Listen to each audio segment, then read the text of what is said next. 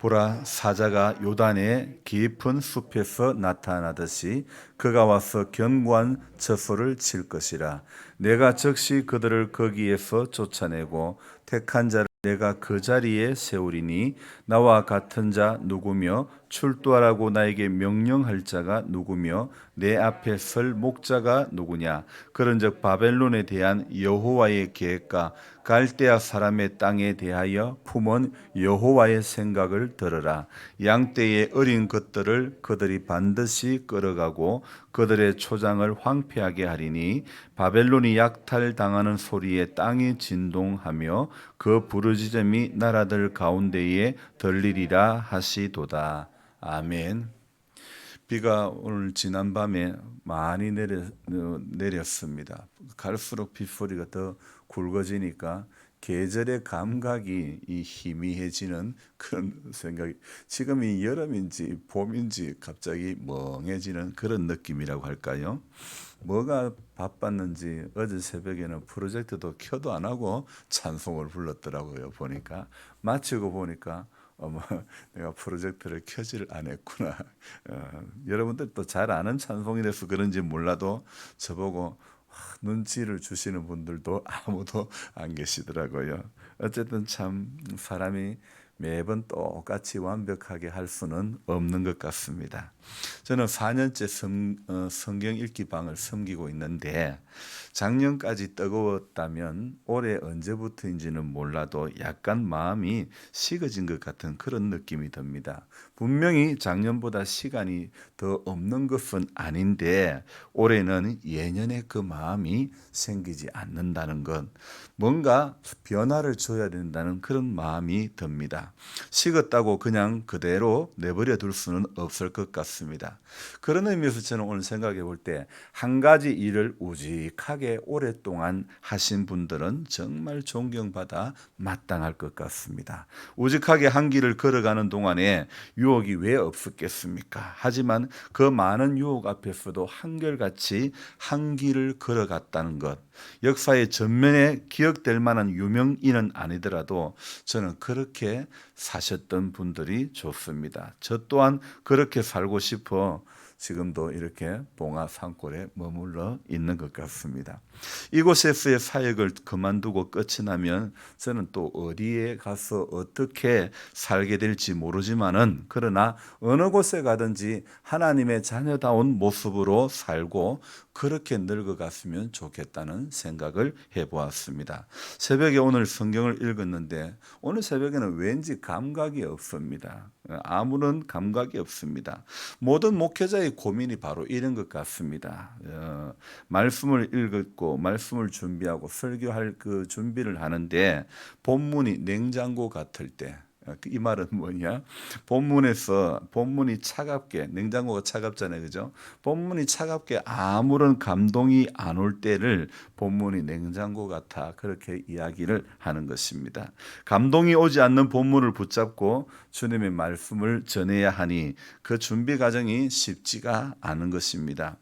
여러분, 사람과의 사귐에도 처음에는요, 간이고 썰기고 전부 다 빼줄 것 같이 속을 다 내어줘도 시간이 지나면요, 아주 특별한 관계가 아니면 그냥 일상으로 대하듯이, 오늘 저도 이 자리에 선다는 것이 몇 번의 감동과 몇 번의 도전과 공감과 은혜는 나눌 수 있지만은, 그러나 오랜 세월 한결같이 그렇게 할 수는 참 없는 것 같은 거예요. 그래서 또 여러분들도 마찬가지입니다. 오랜 세월 동안 신앙생활 하다 보면 은혜에도 무감각해질 수 있다는 것입니다. 그래서 하나님의 사람은요, 끊임없이 은혜 가운데 붙들려 살기를 갈망을 해야 한다는 것입니다. 믿는 구석이 많고 붙잡을 것이 많은 사람이 복된 것이 아니라 예수 말고 믿는 구석이 없는 사람이 여러분 복된 사람 아닐까요? 목사의 길을 걸어가도요, 하나님을 붙드는 마음이 많아지는 것보다 사람을 붙드는 시간들이 많아지는 것은 오늘 저만 그런 것일까, 이런 생각이 되어집니다. 분명히 땅의 것을 조금 더 내려놓아야 하늘의 것이 더 붙잡히는데, 하늘의 것의 재미보다도 땅의 것에 더 많은 재미를 느끼는 것은 아직도 성화되지 않는 제 모습임을 발견할 수 있는 것입니다. 성경을 읽는 과정에 저는 오늘 아침에 머리가 계속 좀 불편했습니다. 매번 맑은 정신으로 성경을 읽고 또 대한다면 좋겠지만은 피곤의 여파인지 일찍 잠자리에 들었어도 머리가 이렇게 잠을 못 잔 사람처럼 머리가 띵한 겁니다. 그래도 힘을 내기 위해서 새벽에 성경 읽고 또 커피를 먼저 한 잔 마시고 그리고 주님이 주시는 감동을 적어 가려고 또 이렇게 노트북 앞에 앉았습니다. 이렇게 컨디션이 깡일 때는요, 저는 제가 저의 부족함을 느낄 때 늘 즐겨 부르는 찬송이 있습니다. 그 찬송이 뭐냐면 나는 부족하여도 영접하실 터이니 예수 공로 의지하여 항상 이기리로다. 여러분, 우리는 부족해도 우리가 부족하기 때문에 오늘 예수님을 영접해야 되고 예수 공로 의지함으로 우리가 이기게 되는 것입니다. 부족한 사람이기 때문에 사랑으로 다가오신 주님의 손길이 오늘도 우리에겐 필요한 것입니다. 부모의 손길이 마냥 필요한 아이 마냥 쉰이 넘어도 주님의 손길이 아님 아무것도 아닌 인생인 것 같습니다. 비오는 가을의 초입에 따놓은 고추자를 가지러 고추밭으로 들어가니 고추잎에 붙어있는 그 빗방울이 제 온 옷을 다 적시고 맙니다. 바닥에 이래저래 떨어져 있는 그 고추들을 보면서 이제는 본격적인 가을이 시작이 되었구나, 이것을 알 수 있었고 빨리 가을 밭 설거지를 하라고 재촉하듯이 비가 이렇게 내리는 것입니다. 사명다한 그 고추나무를 바라보면서 미처 못다 익히고 풋고추로 남아있는 것이 많이 달려 있어도 사력을 제 딴에는 다 해봐도 그것마저 붉게 익힐 힘이 없어 못내 약해져가는 고추를 바라보면서 인생도 이런 것 같습니다. 붉게 익혀야 할 고추가 많이 있어도 세월의 흐름 앞에 그것 남겨두고 서리 앞에 맥없이 죽어가는 이 고추의 삶을 보면서 아쉬움이 있어도 어쩔 수 없음이 또 발견되어지는 것입니다. 여러분, 인생도 목회도 해야 할 일이 많이 남아있는 것 같아도 못다 피우고 가는 아쉬움은 누구에게나 다 있는 것 같습니다. 그러나 어쩌습니까? 어쩔 것입니까? 그게 인생이고 그게 자연의 섭리인 걸 하나님께서 모든 인생은 흙으로 돌아가라고 하셨으니 말입니다. 사명다한 고추나무가 흙으로 돌아가듯 인생도 흙으로 돌아가야 하는 것이 하늘의 이치인데 오늘 새벽에 그런 마음이 드는 거예요. 풋고추를 둘째 누님 댁으로 이렇게 보내고는 어제 저녁에 전화를 드렸습니다. 통화 도중에 누님은 매형 이야기를 하십니다. 오늘은 너가 매형이 하루 종일 행복이라는 노래를 듣고 있다. 아침부터 지금까지 계속 하루 종일 그 노래를 듣고 있다. 그렇게 누님이 말씀하십니다. 며칠 전에 우리가 새벽에 불러봤지 않습니까?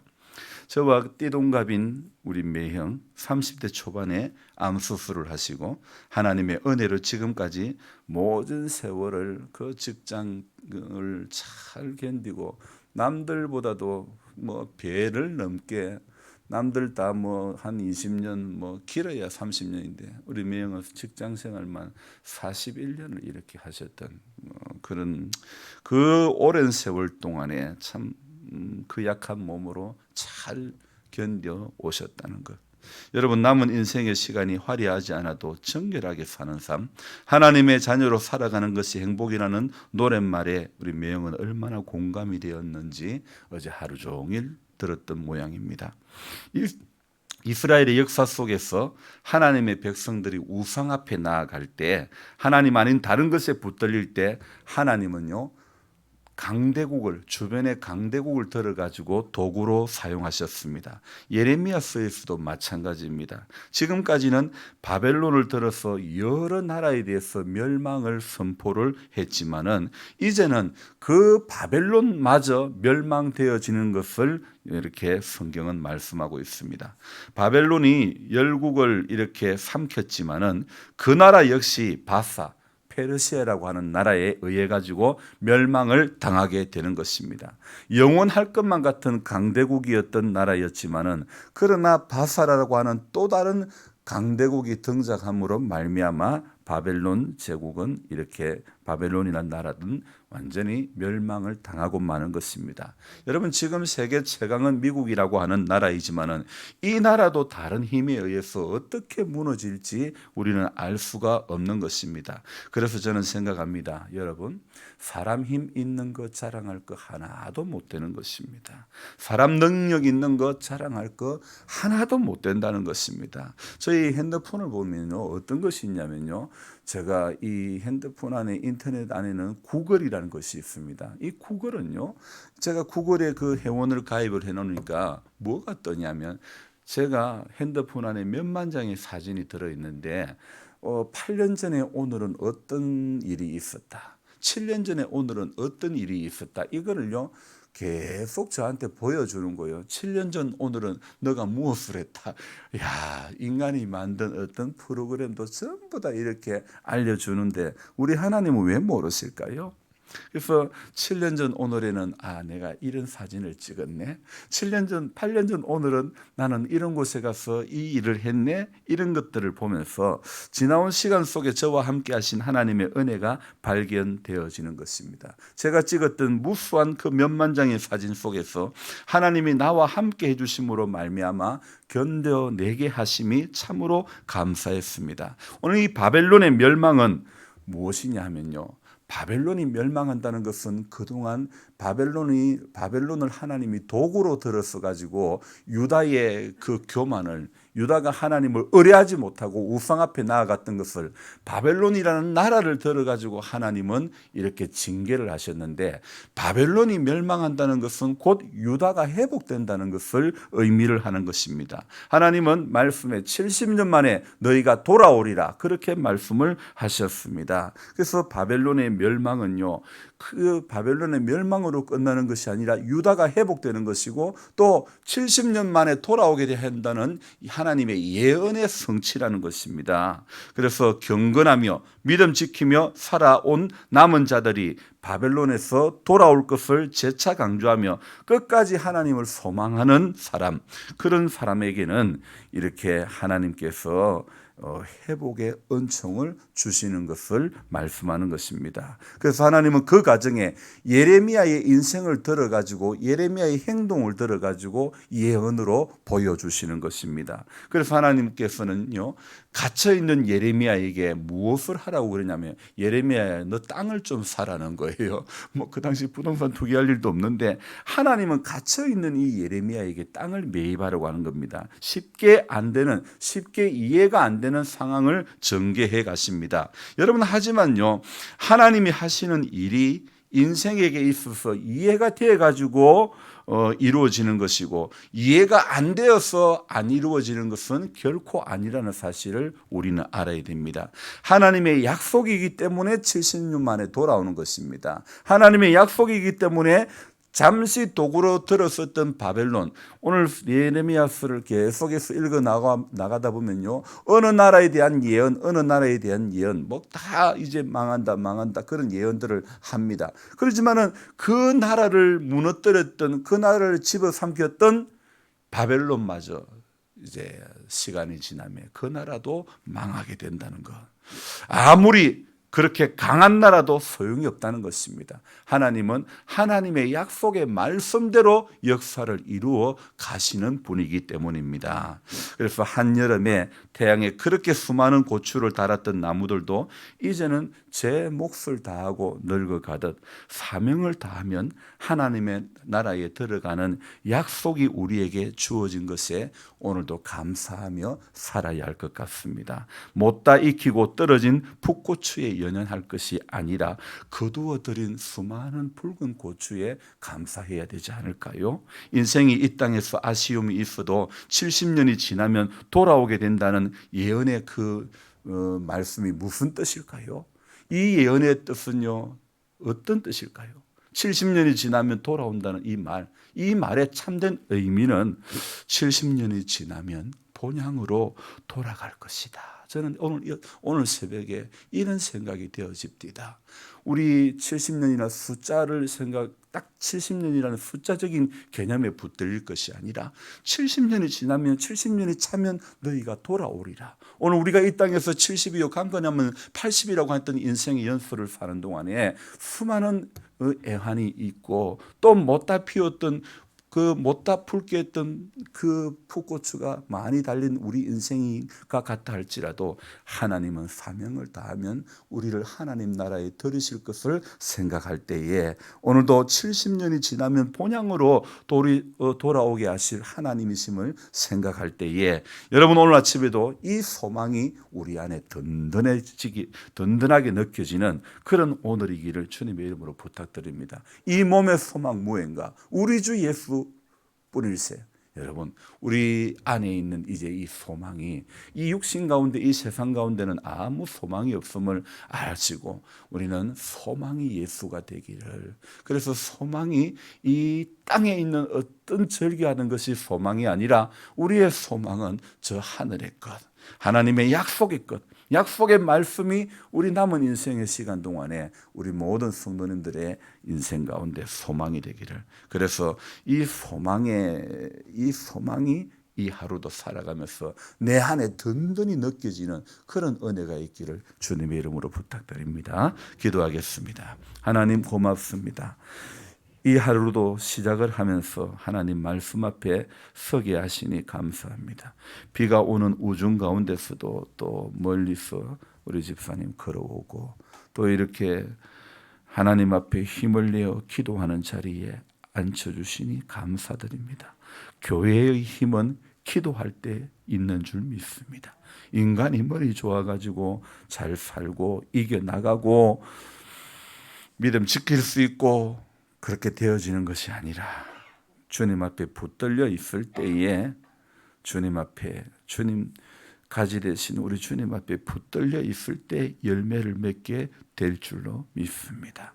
하나님 아버지, 인생 살면서 못다 익히고 가는 것에 연연하며 아쉬울 것이 아니라 주님 이미 받은 은혜에 대해서 감사하며 작은 것이지만은 주님의 은혜 가운데 이루게 하심을 감사하며 남은 인생도 주님 앞에 아쉬움이 많은 인생이 아니라 감사함이 많은 인생이 될 수 있도록 도와주옵소서. 70년이 지나면 돌아오게 하시는 우리 주님, 주님의 약속의 말씀, 예언의 성취는 반드시 이루어지기 때문에 오늘도 우리가 세상 가운데서 붙들리면 이 예언의 성취가, 약속의 성취가, 이것에 대한 소망이 흐려질 수밖에 없습니다. 그래서 오늘도 세상에 붙들리지 않고 하나님의 은혜에 붙들리는 한 사람이 되어지기를 원합니다. 그래서 우리 마음에는 오늘도 주님이 주시는 은혜와 그 소망의 끈이 든든해질 수 있기를 원합니다. 그 한여름에 비와 바람을 이겨내려고 그렇게 동염했던 고추 줄들도 이제는 다 제거해야 되고 다 뽑아내야 되고, 그렇게 힘이 되어 주었던 지주목도 다 뽑아내야 되던 우리 인생의 예수 아닌 다른 지주목들은 전부 다 뽑아내야 되고, 그렇게 우리를 동염했던 모든, 우리를 의지하게끔 만들었던 모든 인생의 줄들도 다 끊어버려야 되고, 이제는 예수만 바라볼 수 있는 믿음의 삶 되어지게 하여 주옵소서. 그 인생이 소망이 없는 것이 아니라 세상 사람들이 볼 때는 그 인생이 어리석게 보일지는 몰라도 우리는 오늘도 이 길이 생명의 기름을 알게 하시고 주님 앞에 나오게 하시니 감사합니다. 남은 인생의 시간 동안에 주님의 사랑의 줄에 더 든든히 붙들린 바 되어지게 하여 주옵소서. 그래서 망할 수밖에 없는, 쇠할 수밖에 없는 이 육의 장막이지만은, 그러나 우리 주님 오늘도 예언의 성취로 우리에게 주실 이 말씀 붙들고 남은 인생이 말씀 속에서 든든함을 누릴 수 있는 우리 모두가 되게 하여 주옵소서. 사랑의 주님, 갈수록 육의 약함 때문에 넘어질 수밖에 없고 쇠해질 수밖에 없지만은 소망의 말씀은 우리의 혼과 영과 및 관절과 골수를 찔러 쪼개고 마음의 생각을 감찰하여 주셔서 오늘도 이 소망의 말씀 때문에 전부 일어서는 성도님들 다 되어지게 하여 주옵소서. 약한 자리에서 주님 일어나게, 잠자던 자리에서 일어나게 하나님 아버지 오늘도 새 힘을 더하여 주시옵소서. 연약한 성도님들 한 분 한 분 오늘도 하나님 함께함의 은총을 주시고 주의를 준비하는 한 날 되게 해 주시기를 원합니다. 사모하는 마음으로 주님 앞에 기도하며 은혜를 사모하는 그 마음으로 오늘 이 하루도 주님 앞에 감사함으로 이겨내고 살아갈 수 있도록 도와주옵소서. 우리 장로님 가정에 하나님 크신 은혜를 주시고 구원의 확신을 주시고 하나님의 사랑 가운데 붙들려서 남은 인생이 복이 있기를 원합니다. 권필우 권사님 지켜주시고 아버지 하나님 새 힘을 다해 주시고 권순혁 집사님 또 연약하여 또 자녀의 집에 가서 이렇게 지내고 있습니다. 우리 하나님 겉으로 건강했지만은 인생의 연수 앞에 장사가 없음을 다시 발견해 봅니다. 하나님 앞에 믿음 준비하는 우리 권지사님 되어지게 하여 주옵소서. 아버지 전규필 집사님 부러진 손가락 잘 붙도록 주님께서 지켜주시고 우리 하나님 정은자 집사님 큰 손이 뿌리까지 다 말라버리고 주님 앞에 강건한 일상이 되어지기를 원합니다.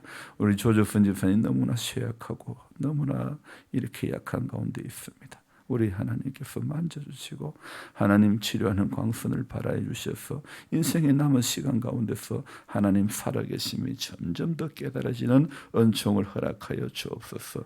비가 오는 새벽에도 연약한 몸을 이끌고 오신 우리 모든 성도님들 하나님 오늘도 새 힘을 다해 주시고 기도할 때에 크고 비밀한 것들을 보여주시고 깨닫게 해주시기를 원합니다.